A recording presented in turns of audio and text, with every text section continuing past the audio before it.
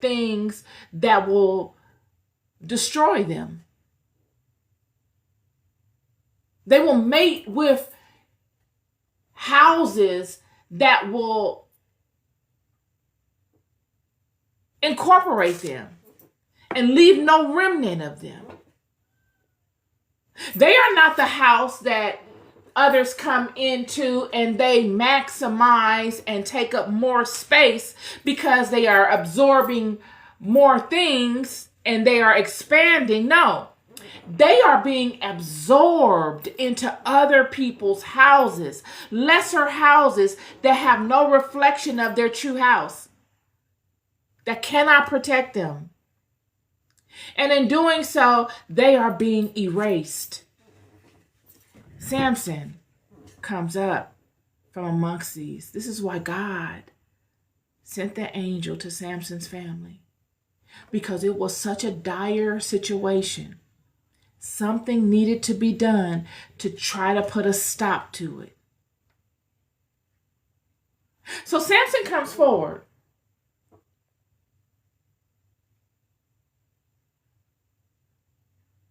And he's contending amongst all the mighty men of the house. They all know his story. They all know how he is. Another great man of Israel. He knows it. Samson is not the type of man that goes around broadcasting his successes. How do I know that? After Samson goes and he sees the Philistine woman that he wants to marry. He finds one and he says, I want to marry her. He goes to his parents and he tells them to put it together. I'm going to marry her, put it together. And his family try to convince him to marry someone from Dan or a woman from Judah. And he says, this is the one I want. Put it together. Very headstrong man.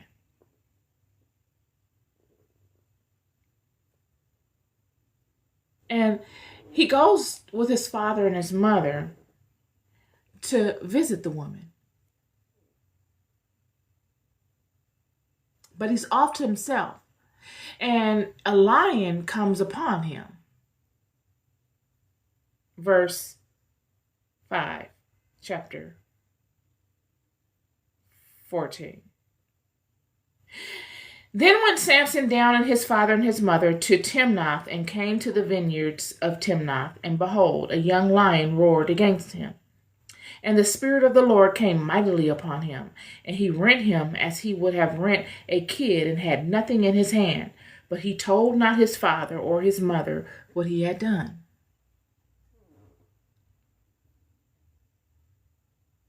This lets you know the type of character he has. This is a monumental thing here. When you look at ancient societies like the Mayans or Aztecs or any Central American indigenous grand society, Egypt, Kush, all points in between, you will see in these burial chambers the things that these people held dear in their lives, the things that they thought held power and that symbolized success and prowess amongst very strong leaders, men. And one thing that is very, very common and synonymous with strong leadership and strength in general are these cats. Whether lion, cheetah, leopard, these big cats. They were the standard. When you look in Mesopotamia and Sumerian iconography, Egypt, all over, all you see are these cats. Whether men wrangling them or men holding them, they're always in a strong position. The cats are always in a strong position, or even in their weak position, they're depicted as being strong, but being subdued. are synonymous with power, strength, and spiritual authority. Synonymous. So when Samson goes to visit Delilah and he's off to himself and he subdues a lion, a young one, in his prime, a lion in his prime strength comes to attack. And through the Spirit of God, when the Spirit of God rose up in Samson, he was able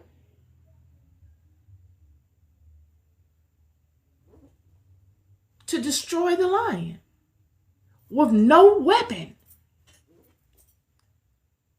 This is power. You see, nowadays we don't realize how much this matters because none of us have seen a lion outside of going to the zoo if we've seen it there or on TV. You don't know how heavy it is. You don't know its attributes. You don't know how it moves. You don't know how it attacks. You can imagine, but you don't know. You don't know how strong and how sharp his nails are.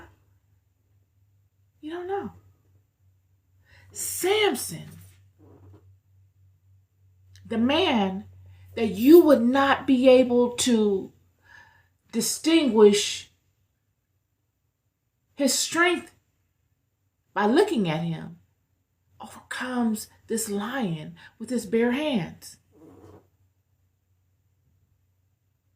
If you were to speak of Samson, all the neighboring nations, when they're speaking of Samson, are envisioning Samson as something that he's not. If you didn't know Samson and you hadn't met him or seen him, and you heard his story and all of his triumphs and all of his battles, win or lose, you would think Samson was this mighty, strong warrior guy. I know I did. But friend, Samson was skinny. Samson was not big. This was the discrepancy. This is why the Philistines in later chapters would get Delilah to find out where his strength lied. They couldn't understand it. How was this man being so successful in dealing with all of this stuff that's coming at him? He's smaller than us. We've got warriors, skilled warriors that can't experience the levels of success that Samson experienced. This is what behooved them. How is he doing it? And why is he carrying himself in such a manner? I'm sure there was a thought amongst the people that, all these rumors of Samson have to be lies. This is why people kept testing him. They're thinking they're just rumors. Oh no, Samson, there's something else going on here. This is him. Okay, I'm going to try him. I'm going to poke the bear. Let's see what he does with me. This is why throughout the Bible you see instance after instance after instance of these people poking at Samson. He's been dealing with this his whole life. His whole life. I just read to you in chapter 13. After the angel tells Samson's parents and gives them direction as to how to rear Samson up.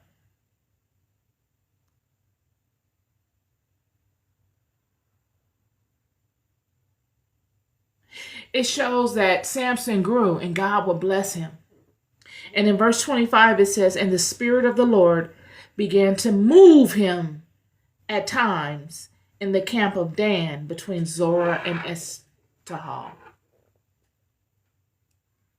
It is the Spirit of God that will give Samson his power. People will be looking for it in physicality and they will not find it. But Samson would have it in him. He would know it. He would know it because he would go through life utilizing it, and he would see success, and then I'm sure there was some failure, but he will be able to trace where the failure came, and he will be able to strengthen that aspect of himself so that he could have success later. And he will go through all of these experiences, and they would build an inner resolve within him, an inner knowing, so that he didn't need to be outwardly strong. He didn't need to go to the gym and do 1,000 push-ups and drink protein and shakes and get his weight up. His weight was up internally. He's a giant. A warrior is not enough word. You don't want it from Samson, friend. Leave Samson alone. Because once he gets started, friend, he's not going to let it go. This was Samson. And he did not flash it. In fact, he loved being unassuming. He slays the lion, something that men wear chains of. I brought up indigenous nations because these nations, these mighty men, even the Sumerians and the Mesopotamians and all of them have it written in stone, them shooting darts at these lions and them wrangling these lions. And many of the ancient societies, the priests and the shamans and the mighty warriors were draped in necklaces of lion teeth. You know how the guys wear all the chains nowadays? They had chains and chains of lion teeth, symbolizing how many lions they wrangled with their hands. Virility. And Samson wrangles it by himself, unalives it, and it's nothing. He doesn't say a word. The only reason it comes up is because he's going to be married to this woman. And she's a Philistine. And the Philistines, they have this huge gathering and all the Philistines come. And he's an Israelite surrounded by the Philistines. Danite, half Judah, surrounded by the Philistines.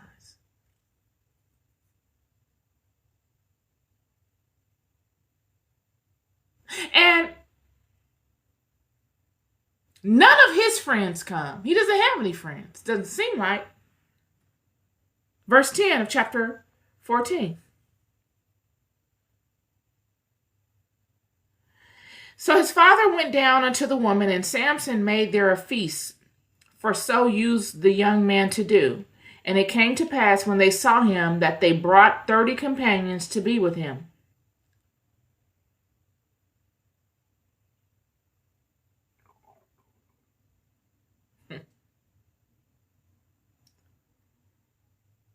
They're bringing friends for Samson. Samson didn't bring any friends. He's a loner. He don't have any friends like that. He don't roll like that. The Bible is conveying a picture of who Samson is. Samson's support system is not outside of himself. Samson is grounded in all that is within him. He doesn't need to parade materialism. He doesn't need to parade the fact that he's strong and mighty. He doesn't need to parade the fact that God is blessing him and that he has the blessings of God over him. He lets it all rest within him. And he goes about life quietly, in an unassuming manner.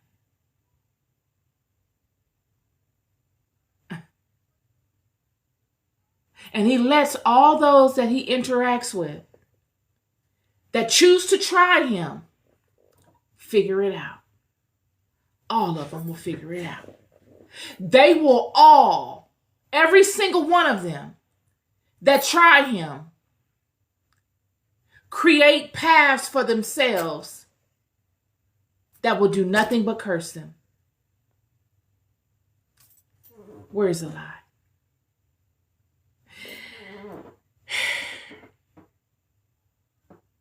Samson's problem is